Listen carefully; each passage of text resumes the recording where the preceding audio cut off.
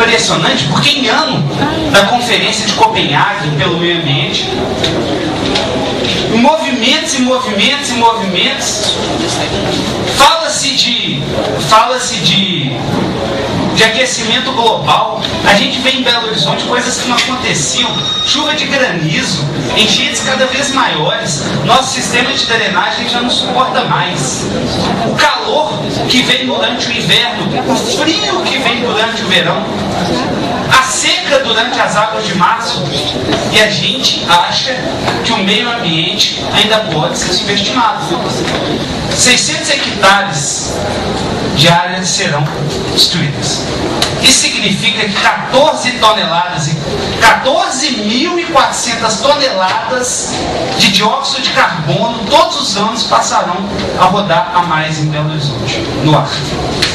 Fora isso, nós vamos perder 38.400 toneladas de oxigênio.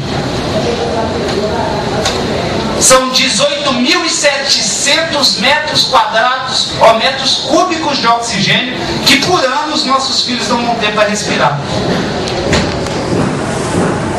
Isso, ele avisa, é 60% da capacidade de Belo Horizonte de neutralizar as emissões de carbono que hoje rodam em Belo Horizonte. Passando, secretário, principalmente o seu secretário Valadão, eu queria que você estivesse aqui presente hoje, porque foi insinuado nos últimos dias que eu precisasse de algum tipo de instrução para parar os projetos da Câmara. Qualquer um que consegue ler o regimento vê que o nosso regimento é falho. Eu apenas utilizei da falha dele para parar as discussões, porque caso eu não tivesse feito isso, essa reunião aqui estaria acontecendo exatamente uma semana depois da aprovação em segundo turno do PL 820. E, no entanto, todo mundo senta aqui hoje com aquela vontade de discutir, sendo que, se a gente não tivesse parado a pauta, esse projeto já estaria votado, nem se discutido com a população inteira. Eu tenho dúvidas sérias do PL 820. Gostaria de ter contribuído para ele crescer? Gostaria. Mas eu queria ter contribuído em cima do PL 820. E não em cima do substitutivo 98, do substitutivo 97 e do substitutivo 55, que foram protocolados na Câmara, ignorando quase tudo aquilo que foi determinado pela Conferência Municipal.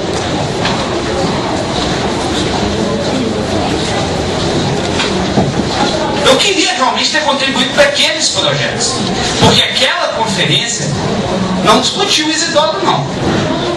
Eles nem levaram o Isidoro em conta. Quanto menos esse absurdo. Queria ter contribuído para o Isidoro, sim. Adicionado condicionantes?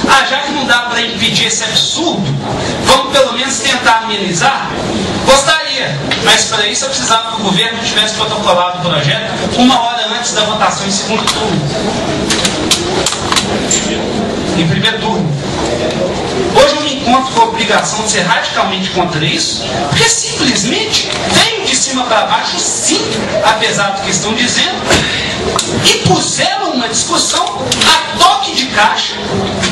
E hoje sentam aqui na mesa com a cara de que querem discutir uma coisa de que estão sendo forçados a discutir pelos quase 2.500 requerimentos que estão hoje travando o andamento do projeto em pauta.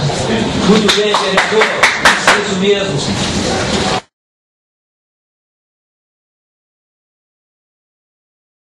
Essa prefeitura não acha um pouco contraditório que a operação Operação Urbana do Isidoro, comparada com aquela área de proteção criada ao entorno do centro administrativo, isso não é um pouco contraditório, não?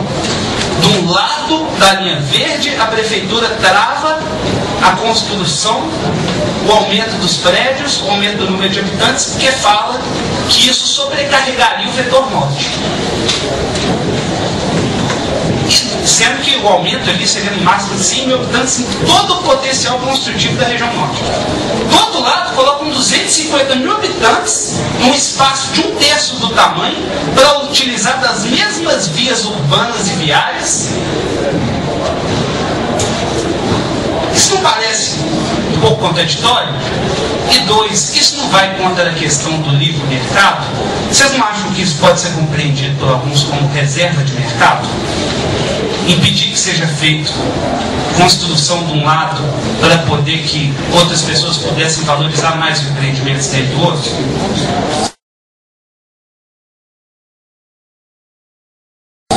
A segunda pergunta, essa prefeitura de Belo Horizonte não acha um pouco forçado?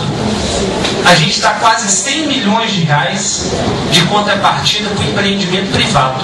Depois disso, depois de dar dinheiro público para o investimento privado, dá quase 500 milhões de isenção de IPTU, que é a isenção de 10 anos de IPTU ao empreendimento. 50,4 milhões de reais por ano de IPTU, vezes 10, 504 milhões de reais em incentivo fiscal para que essas pessoas construam isso.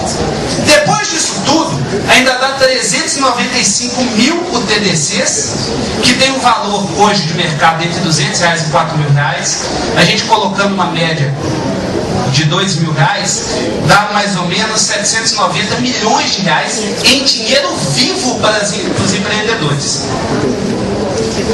Porque são ativos altamente circuláveis. E depois de 790 milhões, mais os 504 milhões, mais os 100 milhões de reais de dinheiro público, dá um incentivo fiscal para que o empreendimento funcione como hotel durante a Copa do Mundo.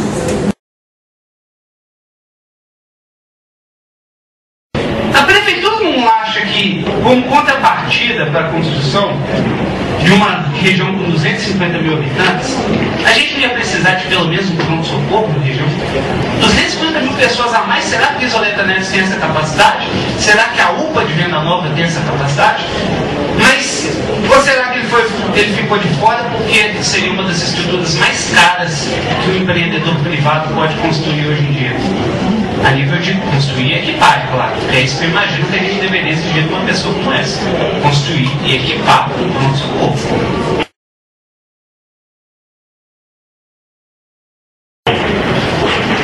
A última pergunta é outorga onerosa. Outorga onerosa, por mim, ela já parece uma contradição de nascença. Porque você pega e fala assim, olha, a cidade não pode construir acima desse limite, porque é ruim para a cidade. A gente está cortando o número de vagas, porque é ruim ter tantos carros. A gente está cortando a altura dos prédios, porque é ruim ter tantos moradores. Mas, se você dá para a gente um adicional de 20%, tá tudo bem. Imagina se o fiscal falasse isso para você na sua casa. Gente, é errado vocês construírem isso aqui. Mas se você me der para mim um adicional de 20%, tá tudo bem?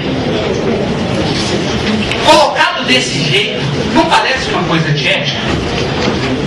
Isso eu não estou falando para denegrir a imagem da prefeitura. Mas colocado desse jeito, vocês conseguem imaginar como que isso poderia ser interpretado como antiético? E já que eu registrar mais uma hipótese, eu tenho ficado muito decepcionado com a atuação da prefeitura de Belo Horizonte. Muito decepcionado. Porque, na falta de contra-argumentos, e vocês puderam ser testemunhas disso aqui outro dia pelas palavras do Paulo Lamarck, na falta de contra-argumentos, sempre buscaram me atacar pessoalmente. Chamar de infantil, de falar que eu bato de corpo. E eu só acho o seguinte, diálogo, e eu gostaria muito que a prefeitura de Belo Horizonte lembrasse um dos homens mais interessantes de Minas Gerais, uma pessoa que eu sou fã, tem uma foto dele dentro do gabinete, falava o seguinte: em Minas se discutem as ideias e não as pessoas.